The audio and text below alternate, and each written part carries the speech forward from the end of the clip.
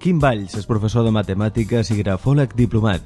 És autor del llibre Buenos días y buena letra. Defensa que canviant la lletra d'un treballador o un empresari es pot millorar notablement el seu rendiment. Properament presentarà el seu últim llibre, Bona nit i bona sort, al Corte Inglés de Tarragona.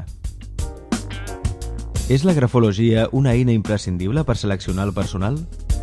Imprescindible no, però és un ajut important. Per què? Doncs perquè, sobretot en casos de dubte, quan els psicotècnics tenen dos candidats i no saben per quin decidir-se, doncs aleshores és habitual que ens demanin un informe final sobre aquell candidat.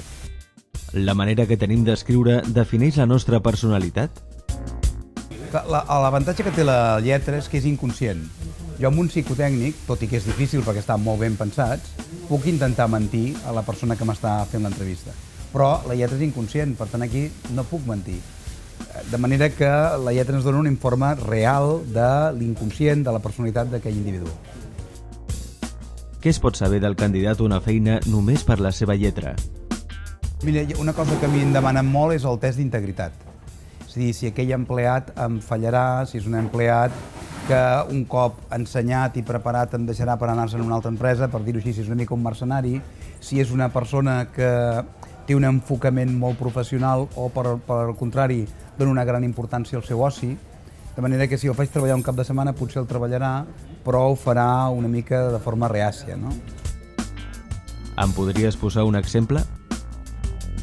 Mira, hi ha un cas molt curiós.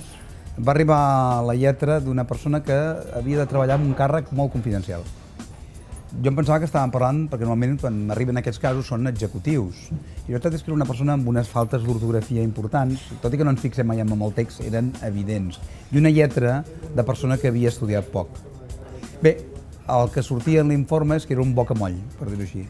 És a dir, una persona que no sabia guardar secrets i que, a més, es volia donar com importància.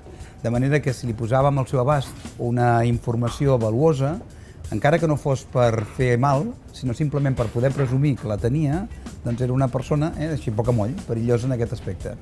Bé, doncs va resultar que el càrrec era per ser ordenança d'una important assessoria, de manera que aquesta persona tenia les claus dels despatxos on hi havia informes confidencials.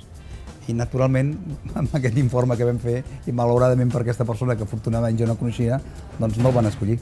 Bé, hi havia diversos ítems, però un dels més clars eren les lletres A's i les lletres O's molt obertes. Això es parla d'una persona molt xerraire i que no sap guardar secrets. I, a més, insisteixo, hi havia una discordància entre la signatura i la lletra, la mida de la signatura i la mida de la lletra, que ens deia que era una persona que es donava molta més importància que la que mostrava socialment. Es mostrava humil, però en realitat no ho era. Bé, aquesta combinació feia el perill que t'he dit abans. Si un dels candidats a un lloc de treball posa el cognom a la firma i un altre no, a qui agafaries abans? La persona que posa en la seva signatura posa el cognom és una persona que està enfocada professionalment, mentre que si només posa el nom vol dir que està més enfocada al seu oci i a la seva vida privada. Es pot millorar el rendiment d'un treballador, un empresari, simplement canviant la seva lletra? Aquest és el gran repte del mètode Kimon i del llibre Buenos días y buena letra. Jo afirmo allà que sí, especialment en temes de vendes, jo crec que podem millorar moltíssim la qualitat de les persones que es dediquen a aquest món. Per què? Perquè Martin Seligman demostra que les persones amb un optimisme moderat són molt més bons venedors i molt bons professionals en general que les persones que han estat educades en el pessimisme. Bé, com que el pessimisme i l'optimisme són educacionals, com he dit abans, si els hem après de petits de manera incorrecta, els podem reeducar.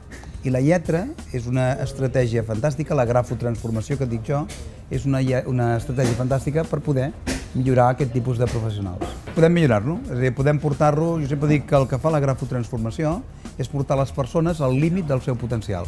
No transformem persones, però sí que les portem al seu màxim rendiment. Per tant, podem agafar una persona ordinària i fer-li fer coses relativament extraordinàries.